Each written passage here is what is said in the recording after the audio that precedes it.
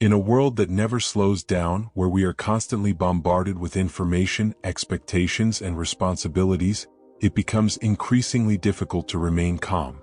Our phones buzz every few minutes with notifications, the news is filled with chaos, and social media often amplifies our insecurities.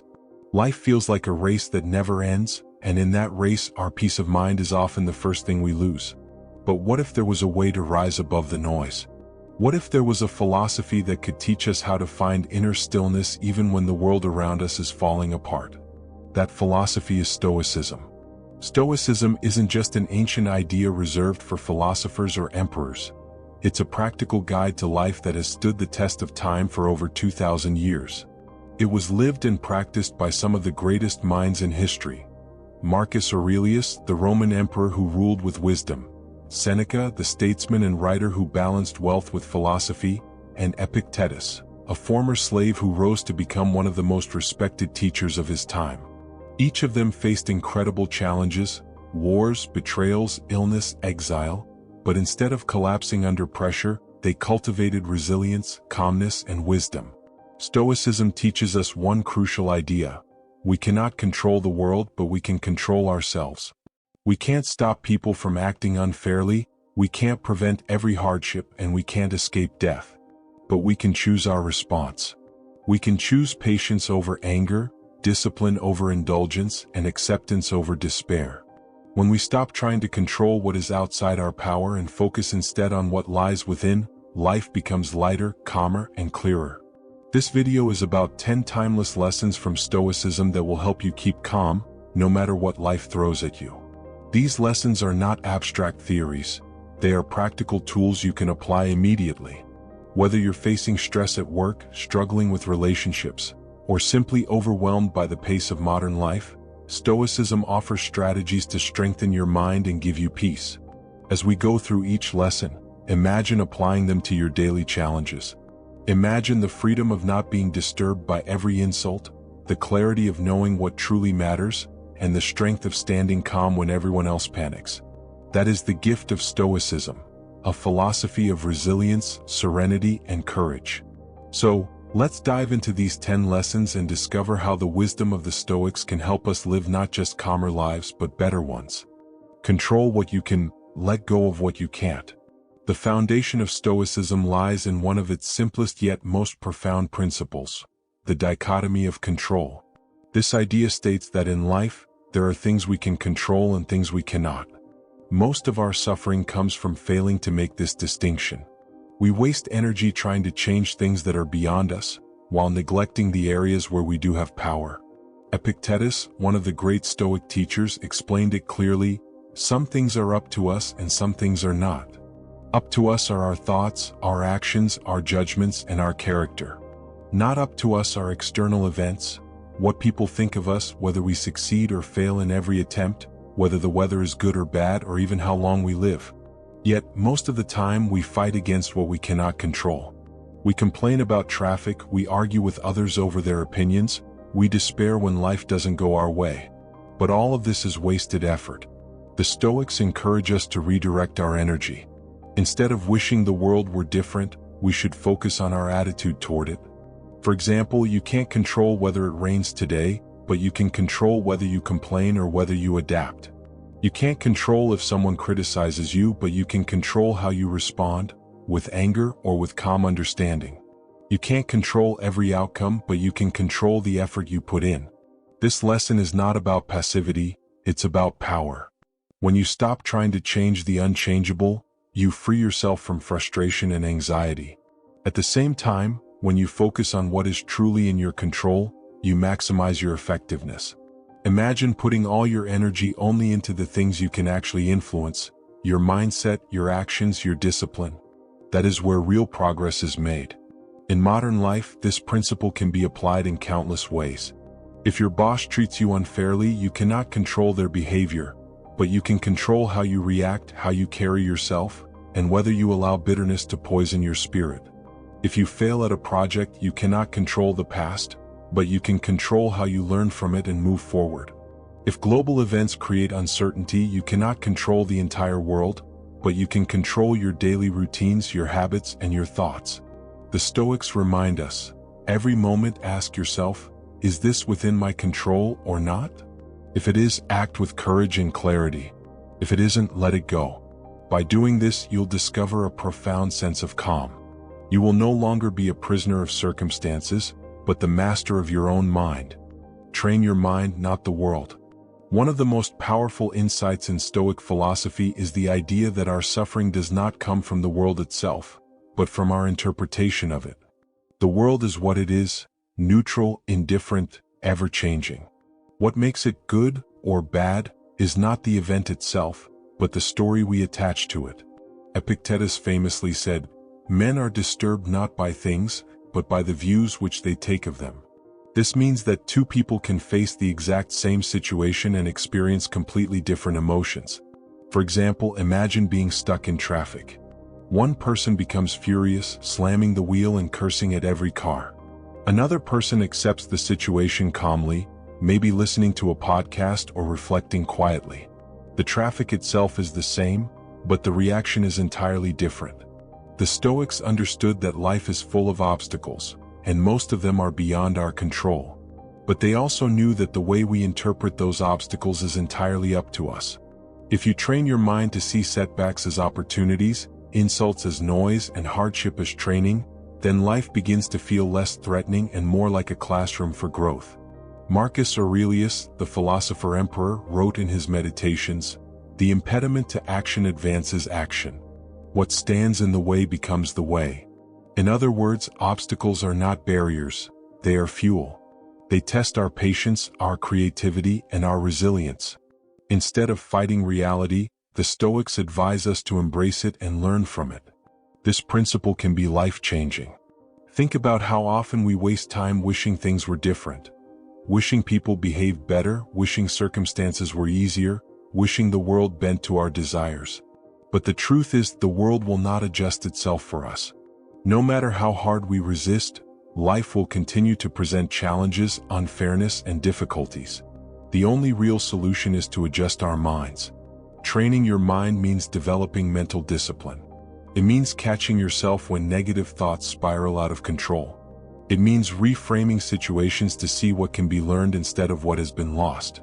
It means practicing gratitude even when things are imperfect. Like a muscle, the mind gets stronger the more you exercise it. In modern life, this lesson is crucial. We live in an age of constant comparison. Social media shows us curated versions of everyone else's success, making us feel like we're always behind. But Stoicism teaches us that envy is just a distorted thought. By training your mind, you can remind yourself, what matters is not what others achieve but how you live your own life. Consider also the stress of modern work culture. Deadlines, competition, and uncertainty can crush us if we believe that peace depends on everything going smoothly. But when you train your mind, you realize peace depends only on how you respond. You can still do your best work, but without letting stress destroy you. The Stoics were not naive. They did not claim that pain, loss, or hardship are easy. But they believed that humans have an extraordinary capacity to endure and even thrive when they shape their mindset. Seneca put it clearly, "We suffer more often in imagination than in reality." Most of our suffering is not from events themselves but from exaggerating them in our minds. So the next time life throws you a challenge, pause. Instead of asking, "Why is this happening to me?" ask, "How can I see this differently? What can I learn from this? How can I grow stronger?" In doing so, you take control of the one thing that is always yours, your perspective. By training your mind instead of expecting the world to change, you free yourself from constant frustration. You gain the ability to remain calm when others panic, hopeful when others despair, and resilient when others collapse. That is the power of Stoicism in action. Accept fate with courage. One of the central ideas in Stoicism is the concept of Amor Fati, a Latin phrase that means love of fate. The Stoics believe that everything that happens in life is part of a larger order, something beyond our control, and resisting it only creates unnecessary suffering. Instead of asking "Why me?" or "Why now?" they encourage us to embrace events as they are, even if they are difficult or painful. Marcus Aurelius often reminded himself, "Accept whatever comes to you woven in the pattern of your destiny, for what could more aptly fit your needs? This doesn't mean that everything in life will be pleasant, but it does mean that everything in life can be meaningful if we choose to see it that way. Fate is not something we can bargain with. People get sick, accidents happen, loved ones leave, and plans fall apart. Life will never be free of suffering. But when we stop fighting the reality of what is and instead face it with courage, we discover a deep strength within ourselves. The Stoics didn't just advise us to endure hardship. They encouraged us to actively welcome it as part of the journey. Imagine facing a setback like losing a job. Most people fall into despair, blaming themselves, the company, or the economy. But the Stoic response would be different. This is outside of my control. It has happened. Now my task is to use it well. What can I learn? How can I adapt? Where can this lead me? Instead of being crushed, you treat fate as a teacher. Seneca wrote, "A good character, when tested, shines brighter." Hardships are not punishments, they are opportunities. Just as fire proves the strength of steel, adversity proves the strength of the human spirit. By embracing fate, we remove the bitterness of resistance and replace it with calm acceptance. This doesn't mean being passive or giving up. Stoics were warriors, leaders, and workers. They acted decisively in the world. But they did so without clinging to outcomes. They understood that while effort is in our hands, results are not. The only thing we can truly own is how we carry ourselves through the twists and turns of life. In modern times, this lesson is vital. Every day, people face events that shake their sense of control: losing a loved one, sudden illness, financial struggles, or global crises. Many people collapse under the weight of these challenges, not because the events themselves are unbearable, but because they believe they shouldn't be happening. Stoicism teaches us to reverse that mindset. Life is not supposed to be free of difficulty. Struggle is part of being human. Think of it like training in a gym. If you go to the gym and lift only the lightest weights, you never grow stronger. It's the resistance, the heaviness, the struggle that builds strength. Life works the same way. Fate gives us resistance not to break us, but to shape us. Amor Fati is not just about tolerating hardship. It's about loving it. It's about saying, yes, this too is part of my journey. When you reach that state of mind, fear begins to fade. Death, failure, and loss no longer paralyze you because you see them as natural, inevitable, and even useful parts of existence. Picture two people facing the same tragedy. One collapses in bitterness, asking, "Why me?" The other stands firm and says, "Why not me? I am human and this is the human lot. Let me face it with dignity." Which of the two do you think finds peace? The answer is clear: the one who accepts with courage. When you practice Amor Fati, every moment, whether joyful or painful, becomes meaningful. Instead of dividing life into good and bad, you see it all as necessary. You stop waiting for life to go your way and start flowing with life as it is. So, the Stoics remind us, don't resist fate. Don't curse it. Love it. Every experience you encounter is shaping you, strengthening you, and preparing you for what's ahead. Face it with courage, and you will discover a calmness that cannot be taken away. Master your emotions, don't let them master you. If there is one area where Stoicism offers timeless wisdom, it is in the art of handling emotions. Emotions themselves are natural. Fear, anger, sadness, joy, they are part of the human experience. The Stoics never denied this. What they taught, however, is that emotions should never control us. Instead, we must learn to master them, to guide them with reason, and to prevent them from throwing us off balance. Seneca once wrote, "No man is more unhappy than he who never faces adversity, for he is not permitted to prove himself." In the same way, no man is more enslaved than the one who cannot control his own emotions. Think about it. How many times have you said something in anger that you later regretted? How often have you made a decision out of fear that later limited you? How often has jealousy, impatience, or pride clouded your judgment? These are signs that emotions are in charge, when it should be the other way around.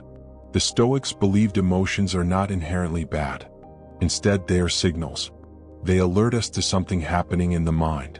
But when we blindly obey emotions, we become their prisoner. The key is to pause, reflect, and choose how to respond. Epictetus explained it best: It's not what happens to you but how you react to it that matters. Let's take anger as an example. Someone insults you. Your natural reaction might be to lash out, to defend your pride. But ask yourself, does the insult truly harm you, or is it only your interpretation of the words? Marcus Aurelius advised, choose not to be harmed, and you won't feel harmed. Don't feel harmed, and you haven't been. This perspective transforms the situation. Instead of anger controlling you, you reclaim your power by choosing calm. Fear works the same way. Many people are paralyzed by fear of failure, fear of judgment, fear of loss. But fear is usually a product of imagination, anticipating pain before it even arrives. Seneca observed, we suffer more often in imagination than in reality. By facing fear with reason, we often discover that reality is far less terrifying than the picture we painted in our minds. How do we master emotions in practice? The Stoics recommended daily exercises. One was negative visualization, imagining the worst-case scenario so that when life actually unfolds, you are less shaken. For example, before a journey, imagine delays, storms, or lost luggage. Then, when something small actually goes wrong, you remain calm. It's exactly what you prepared for. Another exercise was pausing before reacting. When you feel anger rise, don't immediately act. Breathe. Reflect. Ask yourself, is this within my control? Will this matter tomorrow or a year from now? Often, the answer shrinks the emotion instantly. In modern life, emotional mastery is more important than ever. We live in an age of outrage. Social media thrives on triggering anger, envy, and fear. Entire industries are designed to hijack our emotions. If you are not careful, you spend your days reacting instead of choosing. But by practicing Stoic control, you can navigate the chaos without losing your peace. Think of emotional mastery like steering a ship. The winds of emotion will always blow, sometimes gently, sometimes violently. But if you are a skilled captain, you don't let the winds dictate your direction. You use reason as the rudder and self-discipline as the sail, guiding the ship where you want it to go. It's important to note, Stoicism does not tell us to become emotionless robots. Quite the opposite. The Stoics valued joy, love, and gratitude deeply.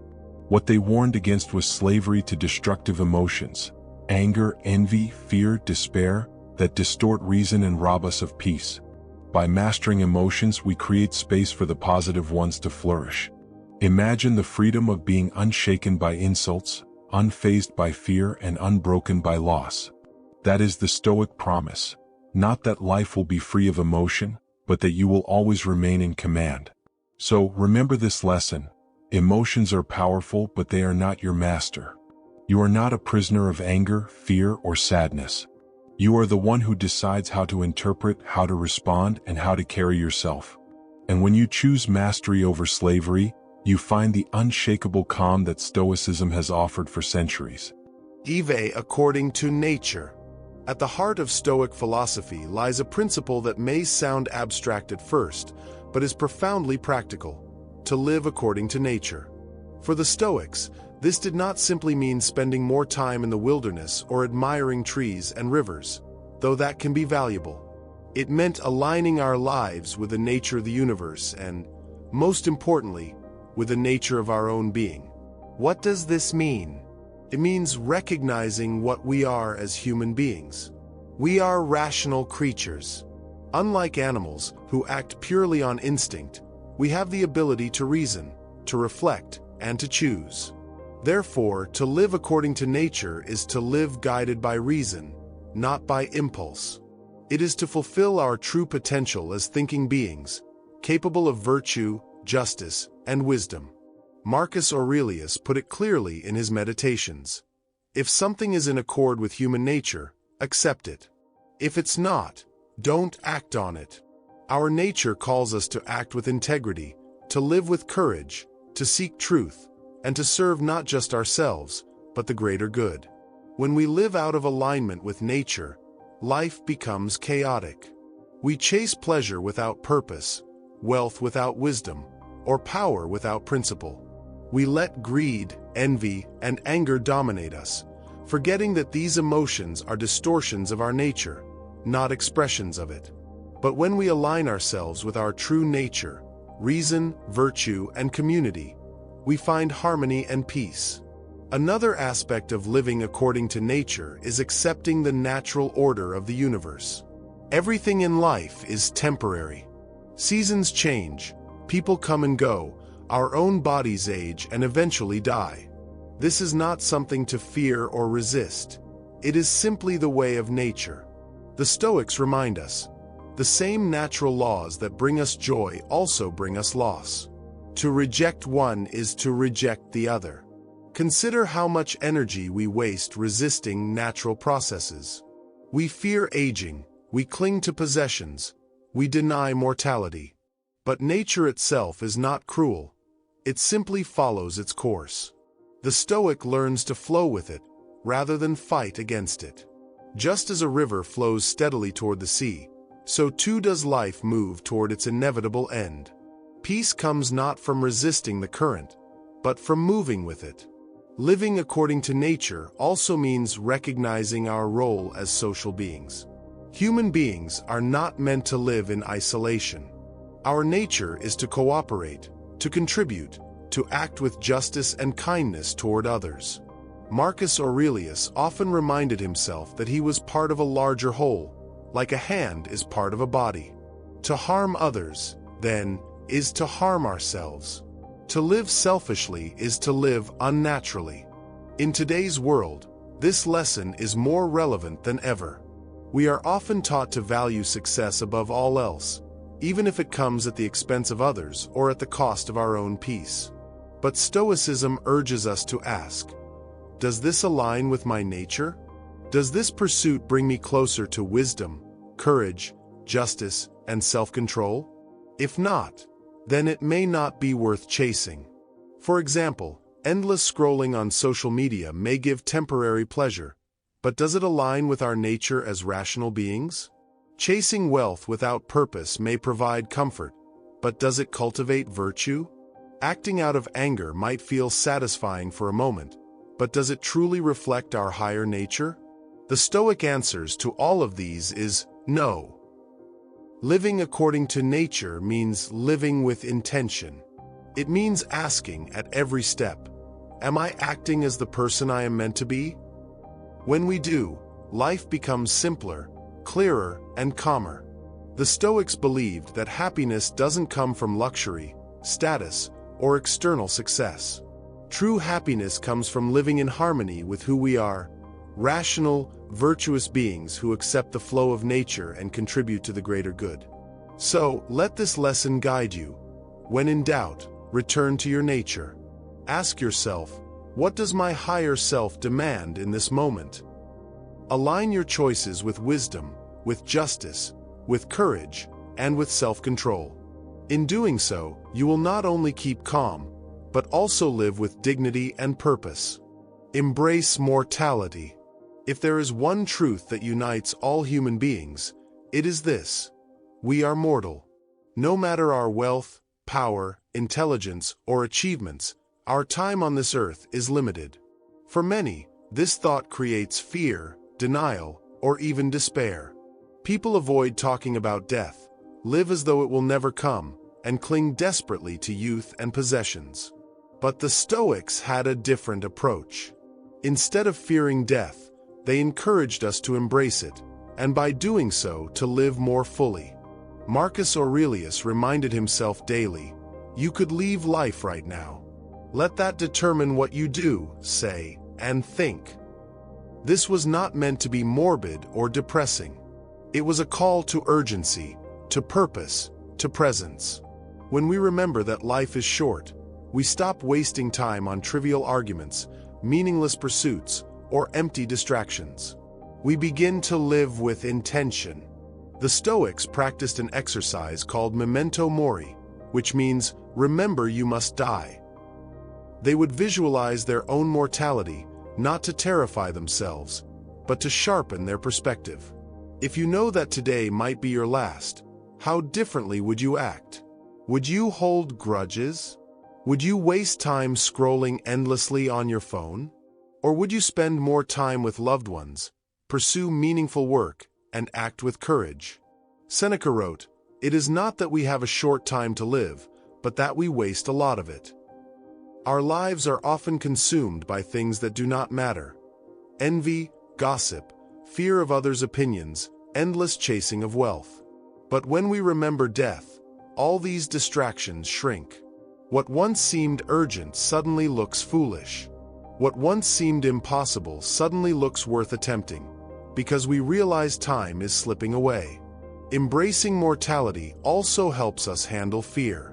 Many people live in constant anxiety about what might happen: illness, accidents, failure. But death is the ultimate teacher of perspective.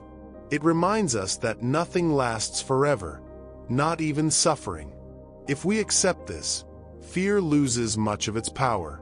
As Epictetus said, "I cannot escape death, but at least I can escape the fear of it." This lesson can transform how we live in the modern world. Think of how much time is lost to distractions, scrolling, binge-watching, or endlessly comparing ourselves to others. Think of how many relationships break under the weight of pride, when a simple word of forgiveness could heal everything. Think of how many dreams are postponed because we assume there will always be more time. But the Stoics knew the truth. We do not own the future. We own only this moment. To embrace mortality is not to give up on life. It is to awaken to it. It means appreciating each day as a gift, each breath as a miracle. It means holding your loved ones a little closer, speaking your truth a little sooner, and wasting less time on things that do not matter. It means living with urgency, not in panic, but in gratitude. Imagine two lives, one where a person denies death, always chasing distractions, believing time is endless. The other where a person accepts death, using each day wisely, living with meaning and presence. Which life do you think is richer? Which person leaves the world with fewer regrets? The answer is obvious. The Stoics challenge us to see death not as an enemy, but as a guide. It is the reminder that life is fragile, that nothing is guaranteed, and that now is the only time we truly have. By embracing this truth, we learn to live not in fear, but in freedom. So, remember this: your time is limited. Let that truth give you strength, clarity, and courage. Let it push you to live today with purpose. Because in the end, to embrace mortality is to embrace life itself. Value virtue above wealth and status. In almost every society, wealth, fame, and status are treated as the ultimate prizes. We admire those who drive the most expensive cars, live in luxurious homes, and collect followers on social media. Yet, deep inside, we also know that these things do not guarantee happiness or peace. History is filled with wealthy, famous, and powerful people who lived in misery, enslaved by greed, pride, and fear. The Stoics saw this truth clearly, and they offered us a timeless reminder: virtue is the only true wealth. To the Stoics, virtue meant living in alignment with wisdom, justice, courage, and self-control. These four virtues formed the foundation of a good life. They believed that money, reputation, and possessions are externals, things that can be taken away at any moment. Virtue, on the other hand, is fully within our control. No one can strip you of your integrity, your character, or your moral strength. Seneca wrote, "Wealth is the slave of a wise man and the master of a fool." Wealth itself is not evil, but when we become its servant, when we compromise our values, chase it endlessly, or fear losing it, we are no longer free. The same applies to fame or status. To pursue them at the cost of virtue is to trade what is eternal for what is temporary. Marcus Aurelius, one of the most powerful men in history, constantly reminded himself of this. As Emperor of Rome, he could have indulged in unlimited luxury, power, and praise. Yet, in his private writings, he scolded himself for seeking approval, reminding himself that virtue, not glory, was the only measure of a life well lived. Waste no more time arguing about what a good man should be. Be one. When you value virtue above wealth and status, you free yourself from comparison. You stop measuring your worth against someone else's possessions or achievements. Instead, you measure yourself by your actions. Did I live with integrity today? Did I treat others with justice? Did I act with courage? Did I show self-control? These are the questions that truly matter, and unlike wealth or fame, they are fully within your control. In modern life, this is especially important. We live in a world dominated by consumerism, where success is often defined by possessions or social media influence. But the Stoics would ask, does that make you wise? Does it make you just? Does it make you courageous? If the answer is no, then no amount of wealth or followers can make up for it. Think about the people you truly admire, not celebrities or billionaires, but the ones who inspire you. Chances are, you admire them for their character, not their possessions. You admire their honesty, kindness, strength, or wisdom. That is the essence of Stoicism. Greatness lies not in what you own, but in who you are. This lesson also liberates us from fear. If you build your happiness on wealth or status, you live in constant anxiety because these things can be lost. But if you build your happiness on virtue, you carry it with you everywhere. You can lose money, you can lose your job, you can lose your reputation, but you cannot lose your integrity unless you give it away. That is real freedom. The Stoics did not reject wealth or success entirely. They acknowledged that money can make life easier, and recognition can open doors. But these are tools, not goals. What matters is how you use them. Do they serve your virtue, or do they corrupt it? Do they make you better, or do they enslave you? The wise person, they said, treats wealth and status as indifferent. They neither define him nor control him. So let us take this lesson to heart. Pursue virtue above all else. If wealth comes, accept it with gratitude but without attachment. If status arrives, use it to serve others, not to feed your ego. And if both disappear, remain calm, because your true wealth lies within you. In the end, when life is over, no one will remember the size of your bank account or the number of your followers. What they will remember is the kind of person you were, the choices you made, the character you showed, the virtue you lived by. That is the Stoic definition of success. Practice gratitude daily. Among the most powerful practices of Stoicism is something that seems simple but can transform our entire outlook on life. Gratitude. The Stoics understood that our minds often focus on what we lack, what went wrong, or what others have that we don't. This habit of comparison and dissatisfaction breeds anxiety, envy, and unhappiness. The antidote, they taught, is to deliberately and consistently cultivate gratitude for what we already have. Seneca once wrote, "He is a great man who uses earthenware dishes as if they were silver, but he is equally great who uses silver as if it were earthenware."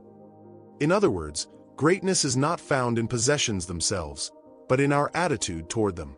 A poor man who appreciates little can be richer in spirit than a wealthy man who takes everything for granted. Gratitude shifts our perspective. Instead of asking, "Why don't I have more?" we begin to ask, "How lucky am I to have this at all?" Think about the countless things in your daily life that you rarely notice.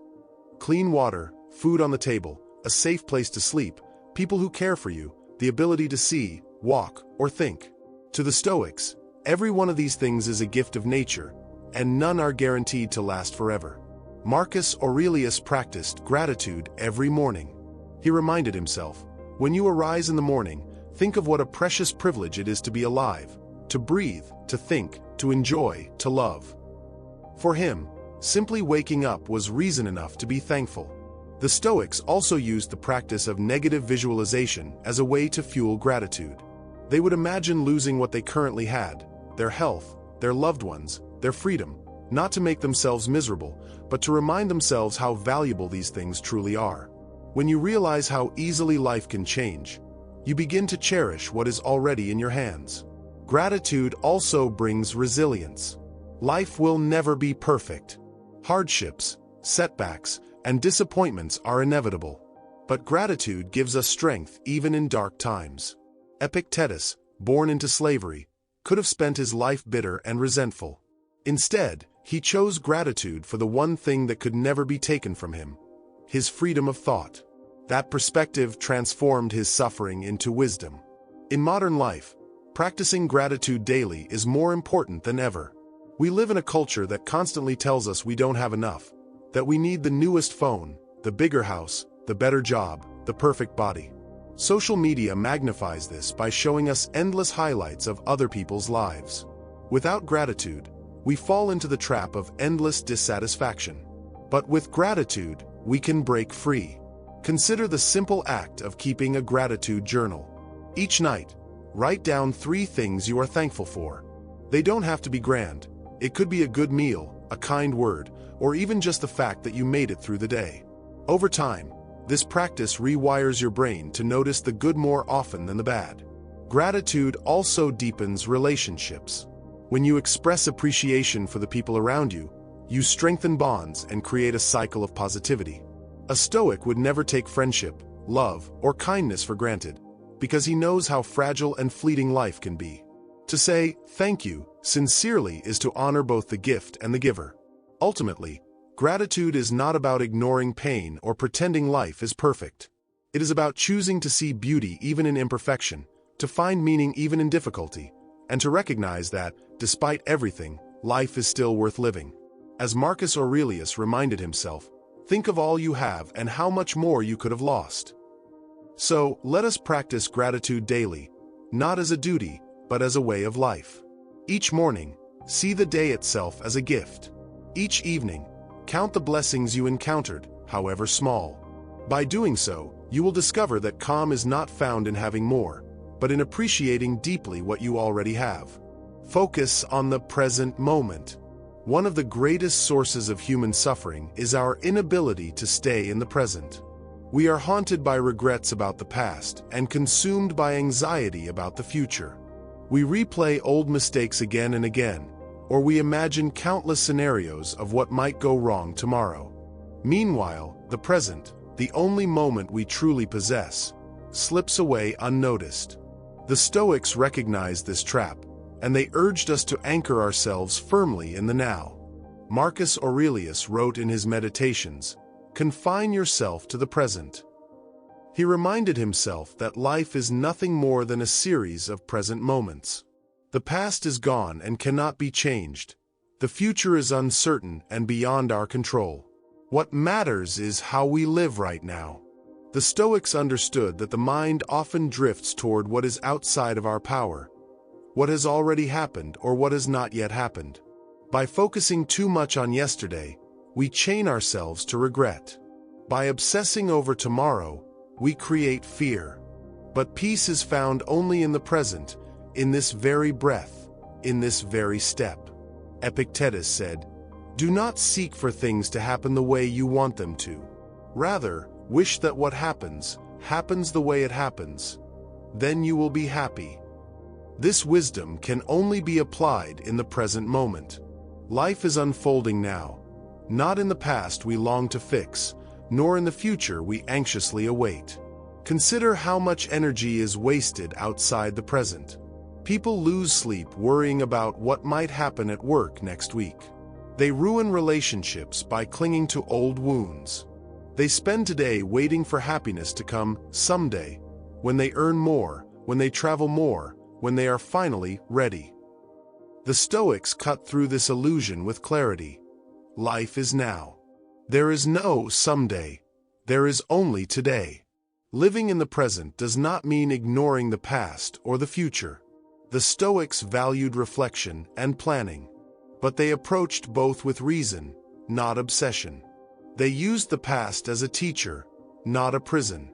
They used the future as motivation, not as a source of fear. The present moment remained their foundation. In practice, focusing on the present requires discipline. It means catching yourself when your mind drifts into endless what-if scenarios. It means slowing down enough to notice the small details of life, the taste of your food, the sound of laughter, the feeling of the sun on your face.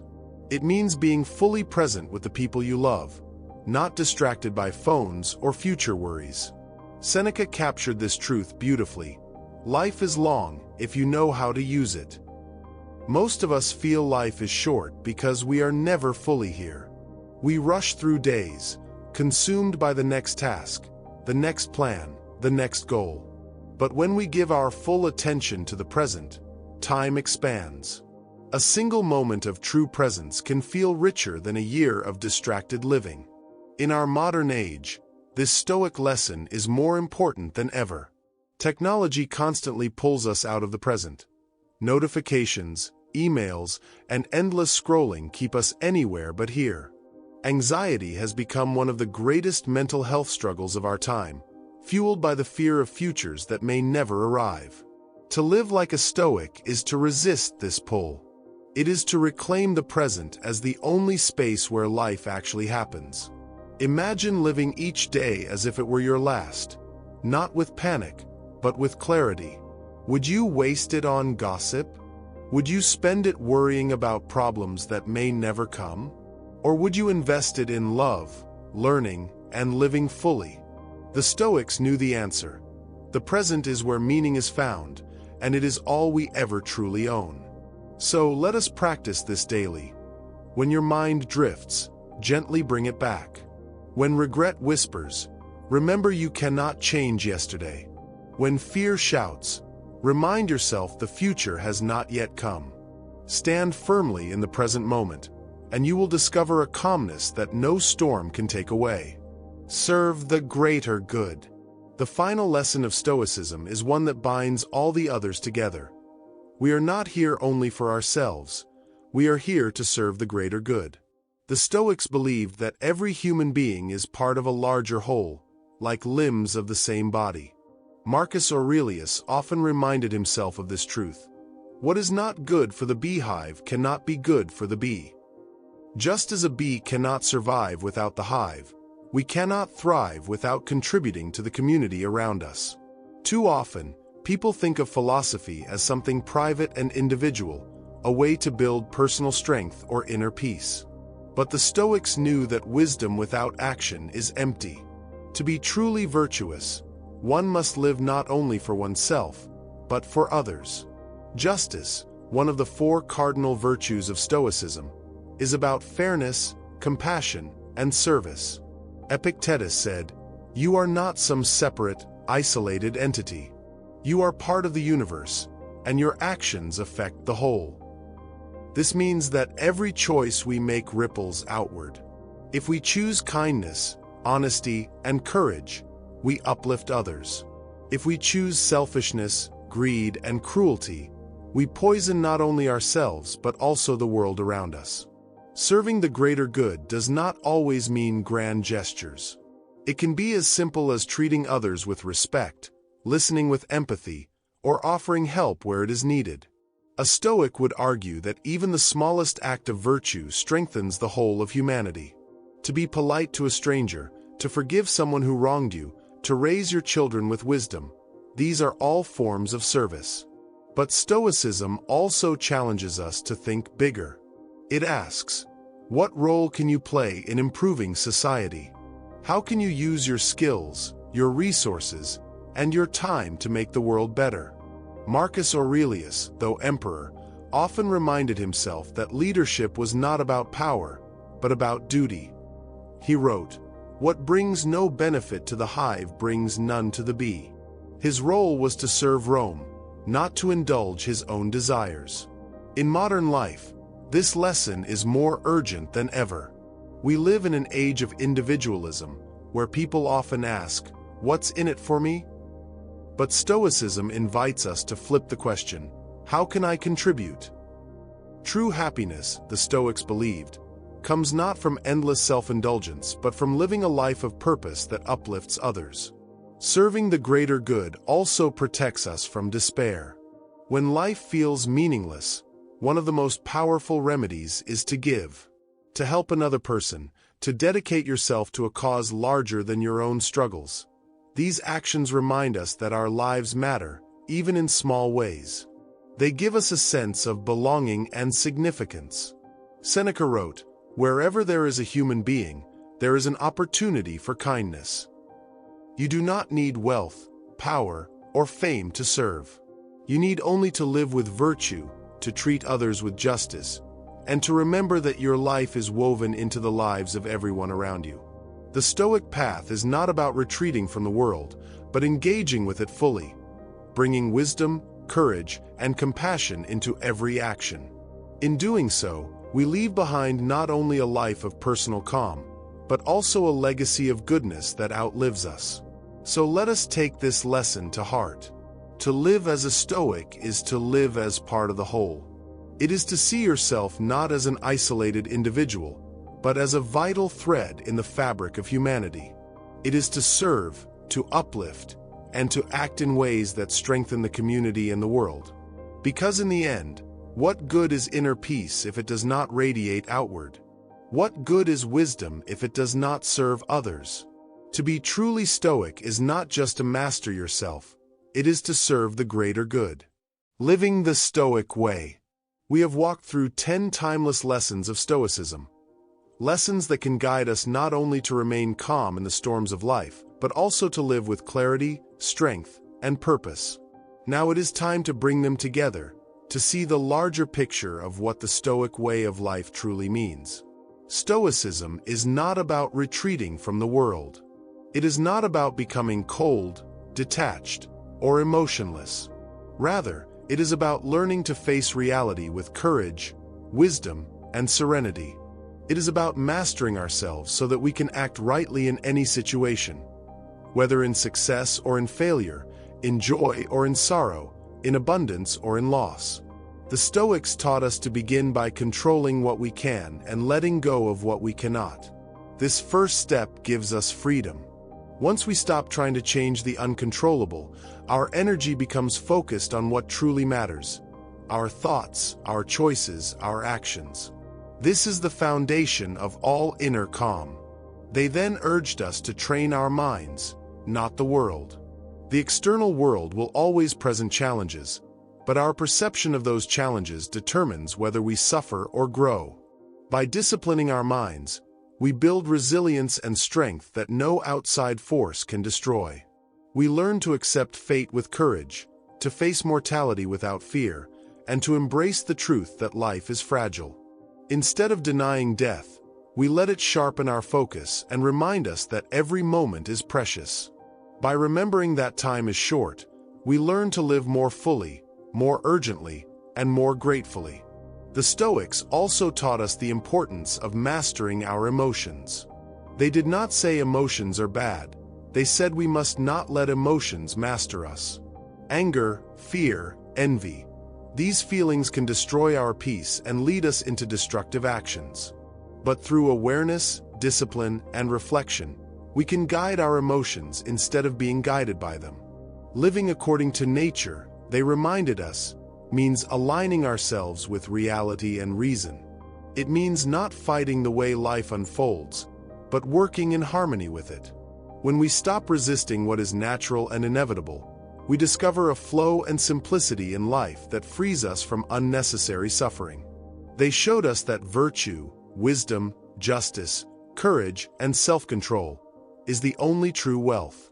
Fame fades, money disappears, and status is forgotten. But virtue endures. It defines who we are and how we will be remembered. To live with virtue is to live with dignity, regardless of circumstances. We also learn to practice gratitude daily, to focus on what we have rather than what we lack. Gratitude is a powerful shield against dissatisfaction, envy, and despair. It brings light even into dark times and allows us to see the world as full of gifts, not deprivations. We were reminded of the power of the present moment. The past is gone, the future is uncertain, but the present is always in our hands. To live fully in the now is to escape regret and anxiety. It is to discover peace and meaning in the only time that truly exists, this moment. And finally, we learn that Stoicism is not just about the self. It is about serving the greater good. Each of us is part of a larger whole, and our actions affect the lives of others.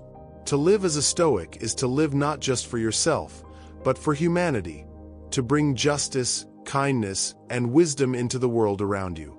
So, what is the Stoic way? It is a way of freedom, because it frees us from the chains of fear, desire, and attachment.